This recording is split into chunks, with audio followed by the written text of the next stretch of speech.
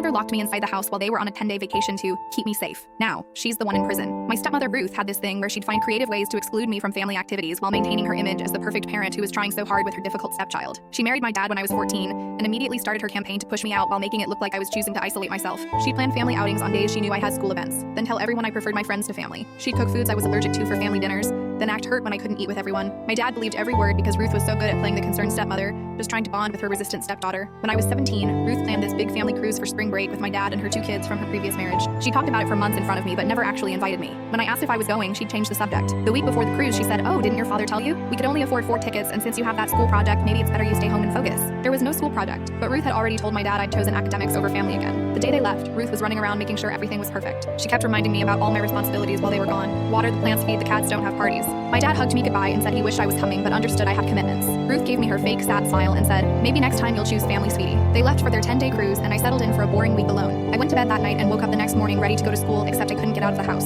The front door was locked with some kind of additional mechanism from the outside. The back door, same thing. The sliding door had a bar through the handle on the outside. Every window had been secured with locks that could only be opened from outside. Ruth had literally imprisoned me in my own house. I called my dad, but it went straight to voicemail because they were at sea with no cell service. I texted them dozens of times, but the messages weren't delivering. After 5 attempts, Ruth finally texted back, "Oh, sweetie, the house locks must be malfunctioning. We'll deal with it when we get back. Don't call anyone for help, it would be embarrassing for the family." I called my best friend Tara and she came over but discovered Ruth had installed padlocks on the outside of all the doors. The windows had security bars that had been professionally installed. Tara called her mom, who called the police. When the officers arrived, they were stunned. They said this wasn't a malfunction. This was deliberate imprisonment. They had to call a locksmith to get me out, which took 3 hours. Once freed, I went to stay with Tara's family. The police took photos of everything and asked if I wanted to press charges. I said absolutely yes. That's when I remembered Ruth's sister Eleanor lived nearby. I called Eleanor and explained what happened. Eleanor went quiet, then said this isn't the first time. She told me Ruth had done something similar to her own daughter years ago, when she wanted to go on vacation without her. She'd locked the kid in their apartment for a weekend. Eleanor had documentation from that incident, including a CPS report. Eleanor came over and gave the police all her evidence. She said Ruth had been planning this for months, talking about how she wished it could be just a family vacation, without the reminder of my dad's previous marriage, meaning me. She'd hired someone to install the locks the week before while I was at school,